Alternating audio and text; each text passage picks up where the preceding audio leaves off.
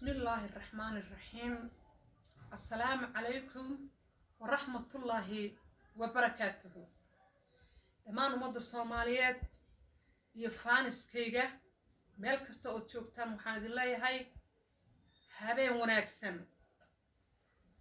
intaas kadib mawduuciga aan rabo in aan ka hadlo horta inta aan mawduuciga aan horay u gelin waxaan idin ka codsanayaa haddii aad nagu cusub tahay inaad saarato gambalaalka si aad u hesho fariimaheena subscribe aad saarto ayaan idin ka codsanaynaa. marka faaniskayga sharafta badan aad iyo aad ayaan idinkugu mahadcelinayaa sida aad markasta ula socotaan fariimaha halkan aan soo geliyo. waa abaayadin genyo markii taa laga soo gudbo waxaan rabaa inaan ka hadlo gabdhihii walaalahaya ahaa abwaanadana ahaa ee maalmahan isaystay oo runtii aan ka helay waraan aad iyo aad ugu farxay. warkaas waa gabdhahanagii inay heshiiyeen. waa walaashay fartuun kareeto iyo walaashay fartuun janno. waxaan leeyahay carabka iyo ilkaha ayaa isugu dhow, iyaguna way isqoomaan.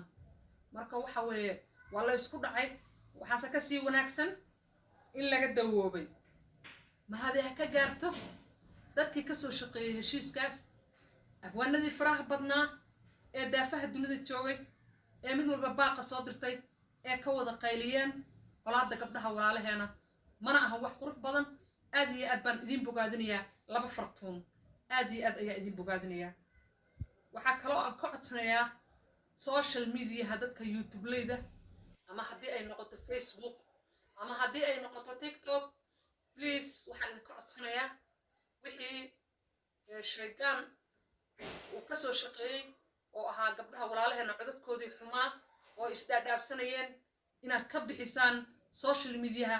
waad awoodaan, taas baan idinka codsanayaa. waxaa kaloo fariin u dirayaa gabdhaha yaryarka ah ee iyagu markii laba abwaan isku dhacdo ama ciddii doontaba ha noqotee bulshaduba isku dhacdo, dadka ka dhex shaqeeya gabdhaha keliya ma ahane bini aadamka ka dhex shaqeeya ayaan waxaan u dirayaa researchkan ayaguna in ilaahay ka cabsadaan.